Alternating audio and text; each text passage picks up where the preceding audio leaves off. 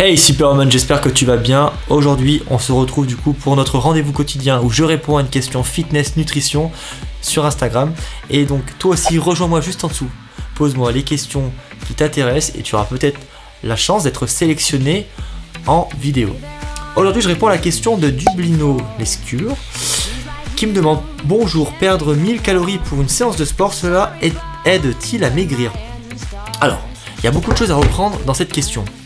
Tout d'abord, il ne faut pas que tu te contentes d'espérer que le sport va te permettre de brûler beaucoup de calories. Pourquoi? Parce qu'en fait, la dépense calorique, elle est essentiellement impactée par ton métabolisme de base.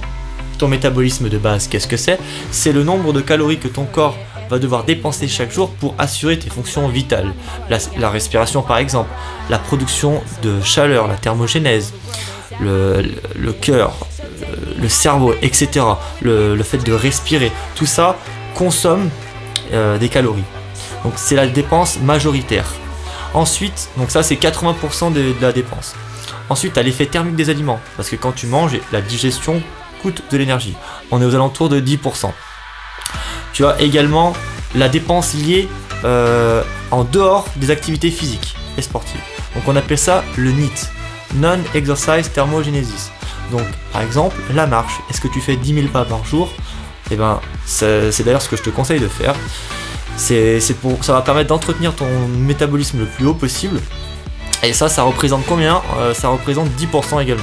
Et enfin, tu as l'activité physique. Tu sais combien de pourcentage ça représente dans tes dépenses quotidiennes? 5%. 5% c'est rien, c'est minime. Donc c'est pourquoi je vais te dire tout simplement que le fait de t'acharner à faire du cardio, j'imagine, parce que si tu calcules ta dépense calorique sur une séance, bah peut-être que tu fais du cardio, et souvent sur les machines cardio ils affichent un chiffre qui estime ta dépense calorique. Alors non seulement, premièrement, la dépense calorique sur les machines cardio est biaisée, donc très souvent ils surestiment la dépense calorique pour justement vous inciter à faire leur machine. Et le gros problème également sur les machines cardio, c'est que tu vas pas travailler vraiment tes muscles. En sollicitant tes muscles, tu vas avoir plus de chances de brûler plus de calories, et en travaillant tes muscles, tu vas augmenter ton métabolisme et il sera plus haut ton métabolisme de base.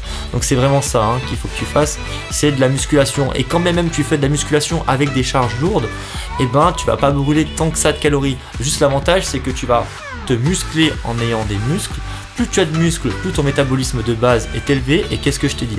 Le métabolisme de base est ta dépense prioritaire dans l'organisme. Donc voilà, je ferai certainement une vidéo plus complète pour expliquer le métabolisme de base, mais là ce n'était pas la question. Juste à retenir, le bilan de cette vidéo, c'est que le sport n'est pas la dépense prioritaire pour perdre du gras. Pour perdre du gras, une alimentation saine et équilibrée, un déficit calorique, et faire des charges avec entraînement en résistance pour avoir ton métabolisme le plus haut élevé. Un niveau de métabolisme le plus haut, parce que c'est ça qui va représenter la partie majeure de tes dépenses caloriques quotidiennes, d'accord? Donc voilà, j'espère que j'ai pu répondre à cette question le plus simplement possible, les filles. N'hésitez pas à vous abonner à la chaîne, un petit pouce vers le haut, ça ferait super plaisir. Moi je vous embrasse, je vous dis à demain. Let's go! Libérez la bête!